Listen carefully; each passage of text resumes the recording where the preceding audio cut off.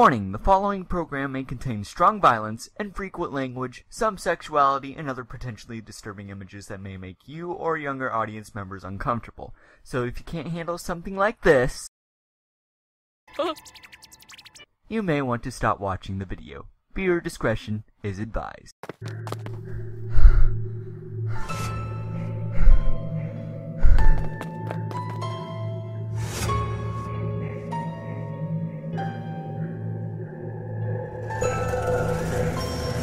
Childe of Shade Reviews, review number 15, Your Lie in April.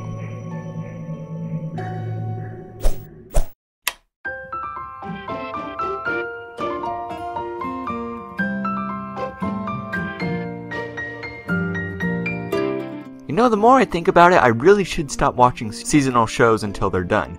Seeing that some of my most popular videos on the channel involve seasonal shows, I really shouldn't be saying that, but I wouldn't be lying to say that I've been severely burned by some of them. As much as I like getting into the hype surrounding a show and inevitably joining the discussion, I'm finding that the current anime fandom is not really matching my particular taste, at least with what is popular now. Shows about sequels to old series, or how tying a blue ribbon under your breast instantly makes you popular, or various slice of life and romance shows that really didn't catch my attention, except for that Euphonium show. That looks great because I played Euphonium in high school. Yeah! Review coming eventually. But needless to say, my interest in anime had begun to flounder a bit, that is, until I was suggested a show that I have heard some good things about, but kinda flew under my radar. I rolled my eyes, figured why not, and then fired up my somewhat underutilized Crunchyroll account. I sat down to watch it, expecting almost nothing, only to find myself hooked by the first couple of minutes. That show was Your Lie in April. But you already know that because you clicked the video, and while it might be a bit premature to say this, I feel it's possible for this to be the best show of 2015, at least so far. With that, does this musician provide wondrous melodies that will cause even the most oblivious listeners to lean in anticipation? Or does he play like a drowned kitten aimlessly smashing his paws against the keys? Grab your itineraries, cause this contest is going to be one to go down in musical history.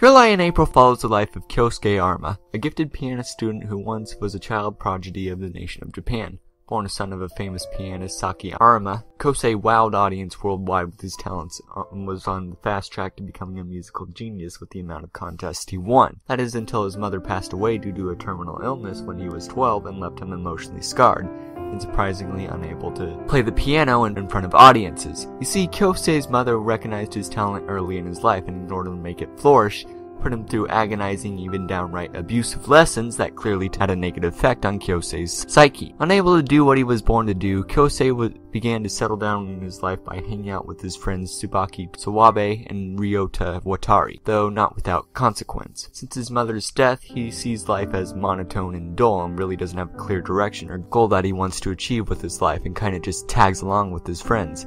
One day, Wataru invites him to be his wingman to meet a special friend of his, and Kyosei accepts, like he always does because why not? He goes to a location where he's supposed to, and hears incredible music being played, and suddenly finds that the world around him is filling with color. He goes to investigate, where he finds the source of the music comes from a beautiful girl named Kiori Miyazono, a free-spirited but temperamental violinist who attacks him after he briefly gets a glance up her skirt. Afterward, Watari meets up with him, and Kyosuke finds out that Kiori is a violinist, and a damn excellent one at that. From there, the rest of the show showcases their growing friendship and how far the nature of inspiration can go. I'll be honest here, the main hook for Your Lie in April isn't the story, because when you look at it on paper, it shouldn't work. It's largely a slice of life with sprinkles of romance here and there, and stars of what should be unrelatable main lead.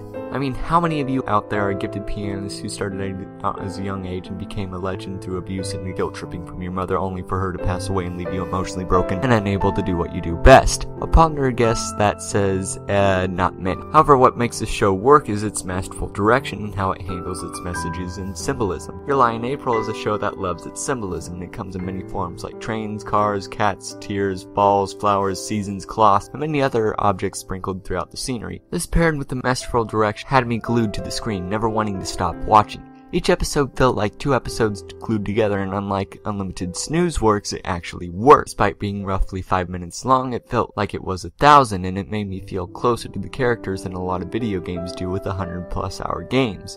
So yeah, the story for Your Lie in April is great, however that doesn't mean that it's perfect. I've heard a lot of criticism about this one regarding it being rather unfocused, with a lot of screen time being pulled away from the main leads, and the show feeling a bit too emotionally manipulative.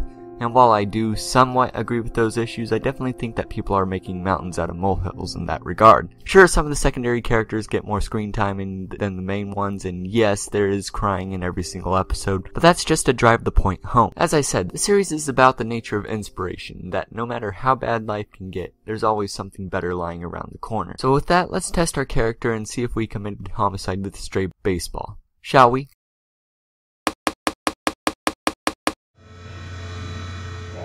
I said earlier that Your Lie in April shouldn't work due to Kosuke's background being rather unrelatable, but it would seem that the writers knew this when they created him, so they inserted many traits to keep that from happening. He's not over-cocky or in-your-face about his talents, and really, in all honesty, he just acts like a normal person, who is rather nice and reserved. Throughout the show, there are several characters that think him to be some kind of god among men, but whenever they meet them, they seem surprised to find out how humble he is. In fact, that's pretty much the main motivation of the two rival characters, Takeshi Izaya and Emi Agawa. They tie into the theme of inspiration, and for the most part, Kyosuke is really great lead because of his problems and how people react to him. But that should be expected due to him being a main character and getting the most screen time. Then of course there's Kiori Minazono, the blonde-haired vixen who serves as the spirit of the show. She's sort of a mirror image of Kyosuke, except without sharing the same backstory and having fundamentally different personality. She's rash and quick to react and a polar opposite of Kyosuke, but has a sublime talent with the violin that causes them to grow close. She's all about living in the present, where Kyosuke has a shadow of the past hanging over him, and she's the catalyst that pulls him from that. I would go into more detail, but then I would be getting into spoilers. However, there is one thing that I do have to bring up, which is the surprisingly little amount of screen time that she gets. She is a main lead, and there are several times where the main viewpoint switches to her, but after a fairly early event in the series, she gets somewhat pushed wayside a bit for complicated reasons. Though, if you do pay enough attention, you can figure it out between the second ending and many of the foreshadowing sequences. But that's as far as I'm going to go with her, and I'll just say that she encapsulates the show's spirit very well, and it's always entertaining when she's on screen. Lastly, there's Kyosuke's friends Watari and Tsubaki, but really there's only Tsubaki that gets any characterization in the series. I know a lot of people hate her for the suppressed emotions she has for Kyosuke, but I really liked her arc in the series. It added a lot of depth to her character that wasn't I have feelings for you but not really baka stereotype that just plagues anime, and instead presents a relationship that's relatable and one that anyone can understand. There's much emotional turmoil and soul searching she goes through, and I think many people who have been in a relationship before can relate to it. As for Watari, well, he's kinda just there, unfortunately, and there's not much more to say about him other than he's somewhat of a plot device. I wish I could get more characterization other than the brief glimpse we get, but I guess someone had to get the short end of the stick. In case you can't tell, I really enjoyed the cast of Your Lie in April, and from the main leads to the supporting cast, just because of how real they feel. No one seems to fall into any sort of stereotype, and they all come off as people with problems, inspirations, and most importantly, depth. From the small supporting cast who gets a couple episodes to the long-term rivalries that come to fruition, chances are if a character is in the screen and has normal eyes, they're going to captivate you. Needless to say, this is the real draw of the series, and it will keep you coming for more after each episode is done. Now that the musician has introduced herself, let's see how she keeps her composure in presentation.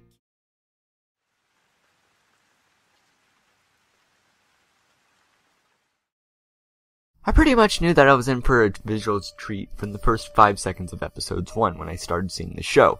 Everything was bright and colorful, and all the designs were original and full of spirit.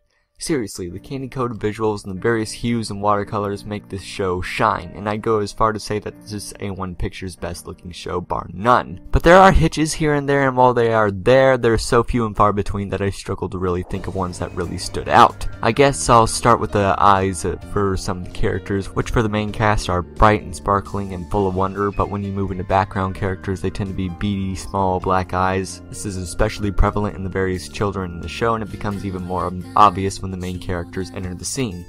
But as I said before, that's really just a minor nitpick. However, I can't say the same thing about the next issue which I have with the presentation, which is the slice of life comedy bits. Your Life in April is a slice of life, no doubt about it, but whenever the show really shifts into that mode, the more lighthearted comedy bits have a pseudo-cartoon style that contrasts with the show's more serious nature. Proportions become non-existent, violence and other injuries are cranked to 11. For example, Kosei takes a softball to the face and has a fountain of blood gushing out of his head like a geyser at Yosemite. It's not to say that these scenes are bad, because they can often be a great escape from the more serious scenes of the show, but they do feel like they belong in the back of a manga under the joke section. They take out some of the consistency the show has, but when the show wants its budget to shine through, it shines like a star. A1 Pictures really outdid themselves with this one, and I'm happy to hear that there was a lot of time, effort, and love put into the show, because it shows. Though, can the same thing be said about the soundtrack? Pay close attention to the pianist, because she's about to tell you with her soothing melody.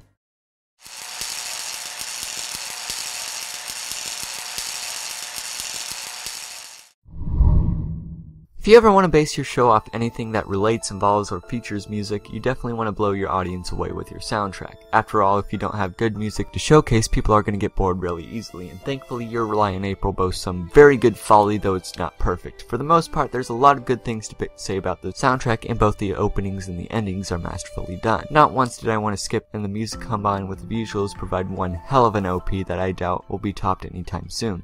As for the soundtrack, it's really good, though that's to say that there are some really good tracks that are unfortunately packaged with a bunch of rather forgettable ones. This is something that kind of bugs me whenever I review a soundtrack when I buy one. I want to be able to listen to all of it and not cherry pick my favorites. For example, if you were to play the entirety of the Persona soundtracks or Shadow of the Colossus or Halo, I'd be able to listen to those fines without wanting to skip the tracks. But here I found myself listening mostly to the vocals tracks and the more serious somber ones. It's not to say when used in tandem with the show that it doesn't work well, because it works almost flawlessly, but by itself it left me wanting more. That being said, for the handful of tracks that are worth listening to, I highly suggest that you pick up the OST, for those ones are worth the price of admission by themselves. Now, as far as dubs go, Your Lie in April has only been available in Japanese, and as you all know, I don't speak Japanese, so really I don't have much to work on here. But if there were a chance for a dub to come from Aniplex, strangely I'd be alright with that. It's not to say that I think the dub will suck, or that they possibly can't do the show justice. It's just that I feel that there's enough here that I don't really think a dub is necessary for the show, and because there has yet to be an announcement for any kind of home video release or English casting, that's why I'm fine with it. But who knows, maybe I'm just not giving enough credit to Aniplex, because for the most part, their dubs tend to be pretty stellar. However, only time will tell. So in summary, I enjoyed the folly works of Your Lie in April, and it's definitely worth listening to.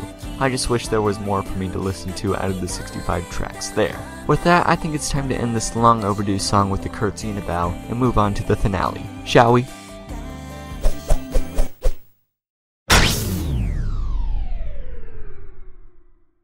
For the most part, I loved Your Lie in April to the point that I'll call it my favorite anime of 2015, though admittedly I haven't watched a whole lot of anime this year. From its fantastic cast and powerful and emotional message, I think that this show has the potential to reach the same heights of Bebop and Clannad in terms of classics of the medium. To me, Your Lie in April not only represents what makes anime so special, but also what it can do right. It also represents what the medium doesn't need in order to stand out. You don't need fan service out the wazoo to keep your audience's attention. You don't need fantastical or out there worlds that deviate from reality so much that they isolate the viewer from the experience at hand. You don't need to rely on tropes or archetypes to make your characters interesting or make the audience care about them. And most importantly, sometimes simplicity can be the best part of conveying what you're trying to say. I can say without fault that I love the show, and I know it's going into my top 10 no matter what. If you haven't given the show a shot, you're definitely missing out, and you can fire up Crunchyroll or Hulu or whatever and experience the show's beauty for yourself. So after pestering my friends for ages and leaving sheet music everywhere, including his house, his phone, his bike, and his piano, I finally commenced playing this little piano piece so I can announce the scores of Your Lie in April, which include story, characters, presentation, sound, and overall enjoyment of the series. Starting with story, which gets an excellent 8.75 for having a great message and wonderfully simplistic setting, but suffering from some pacing problems. Next there's characters, which gets a sublime 9.25 because of how much they are relatable and stand out when compared to the rest of the medium, though they can be a bit unfocused sometimes. Succeeding from that is presentation, which gets a gorgeous 9.5 for having wonderful visuals with bright, vibrant colors and excellent use of 3D blending. From there comes sound, which gets a good 8.5 for having a wonderful soundtrack and great openings and endings. but could use a couple more tracks that stood out on their own. Finally, there's Enjoyment, which also gets an astounding 9.5 for making the episode so addictive and heartwarming that I was very, very sad to see something so special and masterfully crafted end. Tallying all the scores together, I proudly give Your Lie in April the first ever of its tier, 91% and an unmissable crimson standard from me. Guys, it's no secret that I love this show, and unless by some miracle I somehow find out that it's not quite what I remembered, I don't think I'm ever going to stop recommending this. I know there was a lot of hype surrounding it and that people don't share the same view as me, but I don't care. This is something very special, and I think only the most heartless of people can walk away from this thinking that it's average or somehow objectively bad. I've said this once and I'll say it again. Do not miss this show. It's absolutely worth your time, and it will definitely be another silver bullet in your arsenal. So you may be wondering, well, how do I watch this show? For those of you on the cheap side, you'll be happy to know that the series is available completely for free on both Hulu and Crunchyroll streaming services. If you want to buy it, however, I unfortunately have to tell you that it's been licensed by Aniplex, and as of this recording, June 26, 2015, it has yet to get an announcement of a home video release. They'll expect to pay anywhere from $200 to $360 US for the various volumes that it comes in, so be prepared to take the plunge if you want to own the series. For other recommendations, I'll start with the ever-popular Clannad After Story for its equally emotional tale of tragedy and hope, though keep in mind that you have to watch the first season, which is pretty in terms of quality, but watchable for the most part. Next, I'll recommend Anohana, The Flower We Saw That Day, for also being an extremely effective emotional piece of media, if a bit on the shorter side. With that, I thank you all for watching and apologize for the lack of updates from me. Recently, I have been very busy with school and work, and there are very big horizons for me to pursue in the future, so video editing has slowed down to a snail's pace. I don't plan on quitting, just be prepared to wait for some videos, and since my 1-year anniversary is coming up, expect something special for that. I would like to thank Kanata Sarada for subscribing to me. Thanks so much, man, for doing that, and know that it means a lot to me. Again, I thank you all for watching and look forward to something a little different in the future, for I am about to navigate a huge labyrinth with this next review. Ladies and gentlemen, thank you so much, and I'll see you next time. Oh boy, it's been a while.